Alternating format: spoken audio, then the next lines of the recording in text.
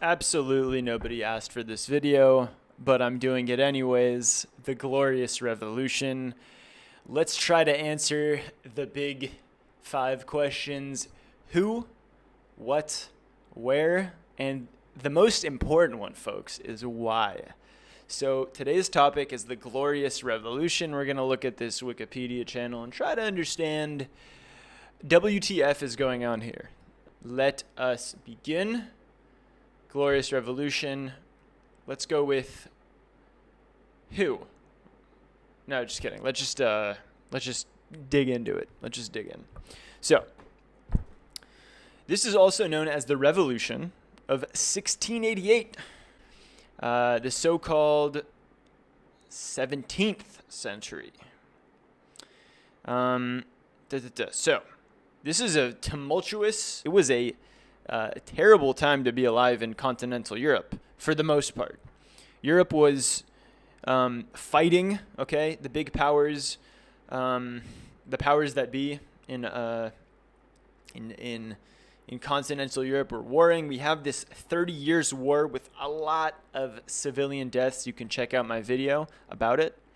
We have the golden age of piracy. I don't know if that video has come out yet, but that was cool. It was a result of the age of discovery that happens prior. Again, we have a lot of discovery and there's pirates, but that's not what we're talking about. We're talking about the 17th century, and actually there's not that much stuff going on in terms of my knowledge. So let's go back. So this is 1688. 1688, the sort of latter end of the 17th.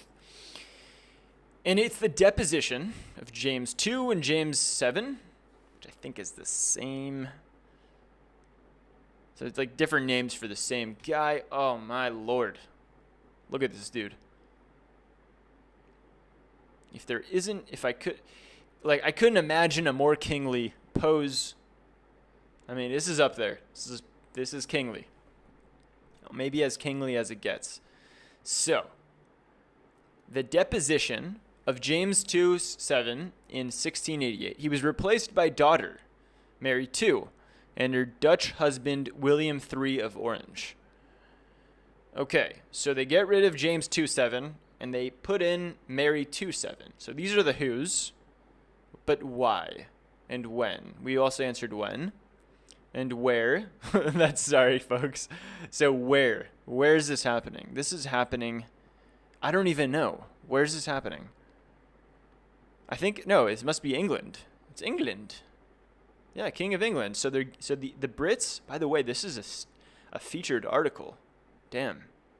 Maybe I'll do a bio about this guy. I'm going to add it to the reading list. So this happens in England. They get rid of two, and they get rid of James II, and they put in Mary II. And she has a husband, William III of Orange. So Orange reminds me of, Zealand and Holland and all that stuff. So she's married to a Dutch guy from Holland, a nephew of James, who thereby had an interest to the throne, irrespective of his marriage. So the two ruled as joint monarchs of England and Scotland and Ireland until Mary II died. So they had a successful reign until she dies in 94. Actually not that long. It's like, 6 years? She ruled for all but 6 years. When William becomes ruler in his own right. Oh gosh. So William of Orange, this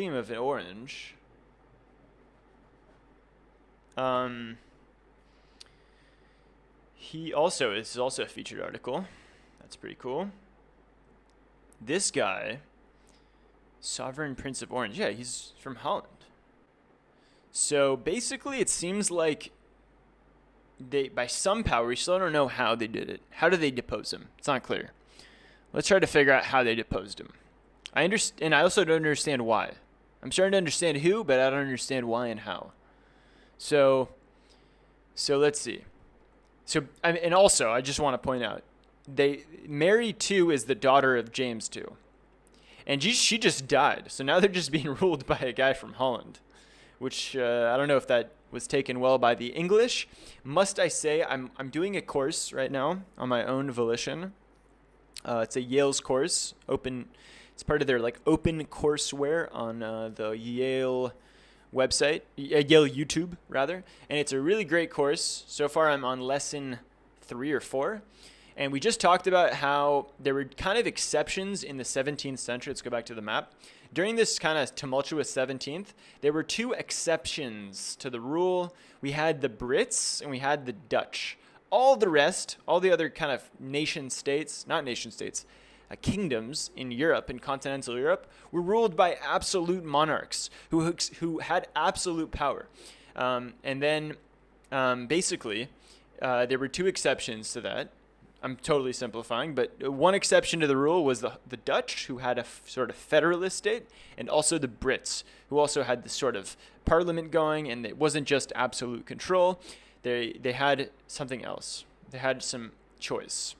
As well, England and Holland in those days had very robust middle classes, which is something that's important going back to our topic. William becomes ruler in his own right. Jacobitism. Jacobite. I've heard of this. So Jacobitism is a political ideology advocating the restoration of the senior line of House Stuart to the throne. Okay, I hope I remember this, but Jacobitism, they want House Stuart. Who is House Stuart? I guess James II and James VII is House Stuart. Is he House Stuart? Let's see. Nope, the wrong one. Stuart. Not a lot of Stuarts coming up, so he might not be House Stuart. Let's see what house he is. Oh, he is House Stuart. He's totally House Stuart, and I jumped a page. So James II or VII is House Stuart. So the Jacobitism, let's just see. Jacobitism, the political movement that aimed to restore the exiled James and his descendants. I should have just read the sentence. It literally says it right here. Jacobitism, the political movement that aimed to restore the exiled James or his descendants of the House Stuart to the throne, persisted into the 18th century. William's invasion was the last successful invasion of England.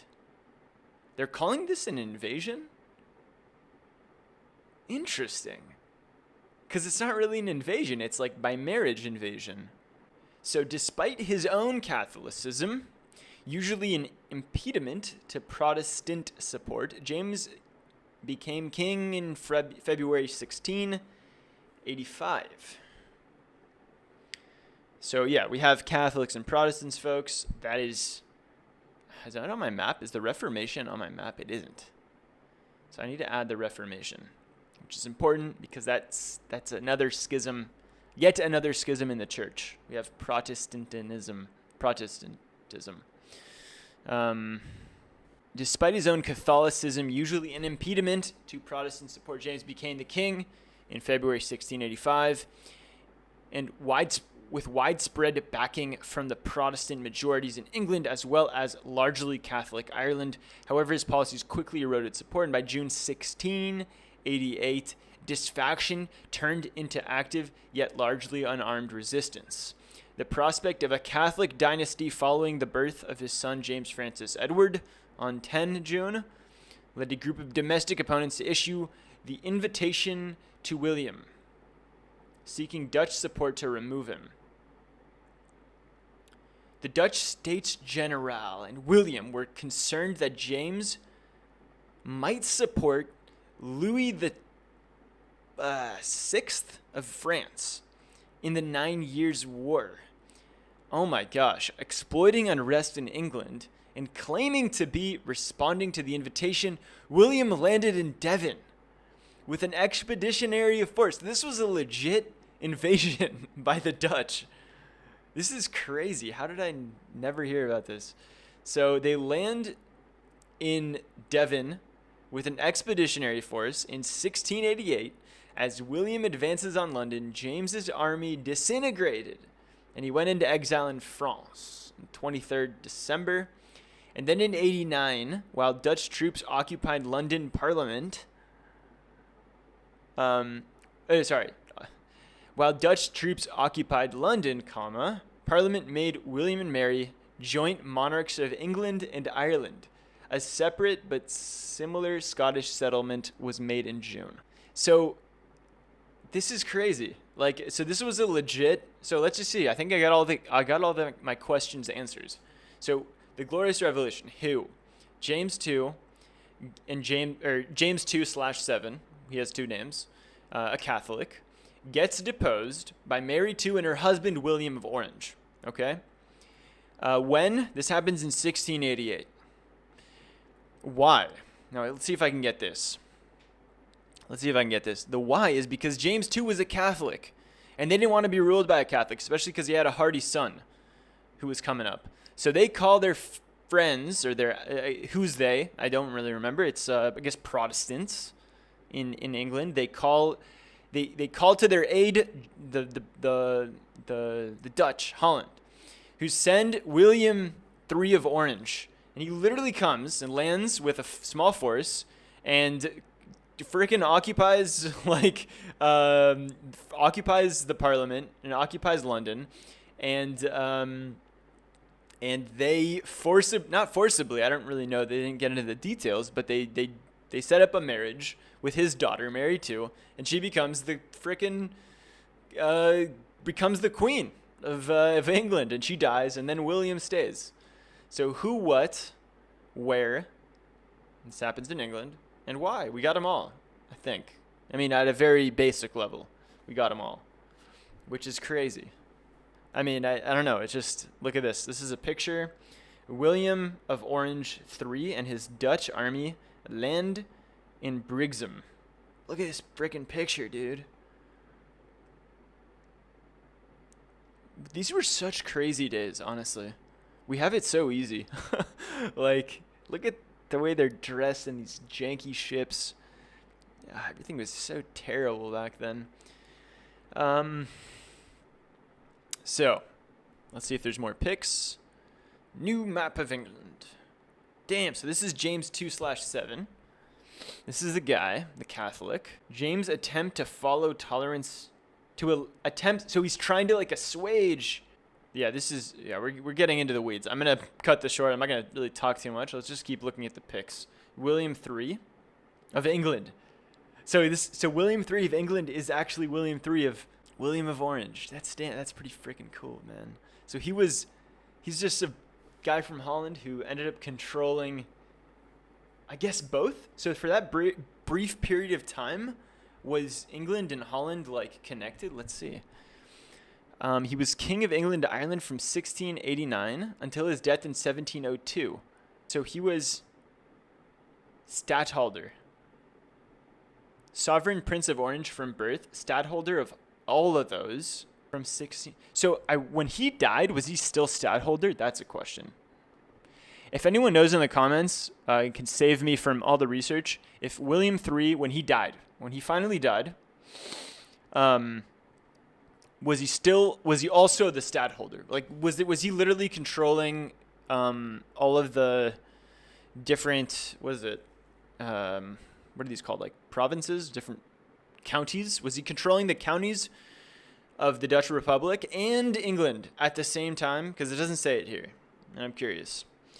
Anyways, this was an adventure, and there's a lot more to study, but let's take it day by day and leave it here. If you guys are longtime fans of the channel and you haven't subscribed, I beg of thee, subscribe. It really helps support the channel because I'm small. And also because I'm small, there are some perks. I can actually get back to most of the comments here. So if you want to comment and let me know and answer some of my questions, please do. Just make sure that you're answering them in a way that's clear and makes sense and clearly shows that you're not a bot. Because there's conservatively, they say there's like 50% of all users on YouTube are bots, just like AI agents from like some farm in North Macedonia. And or wherever, Eastern Europe. Anyways, hope you guys are well. Hope you guys are good. Wiki with me is signing out.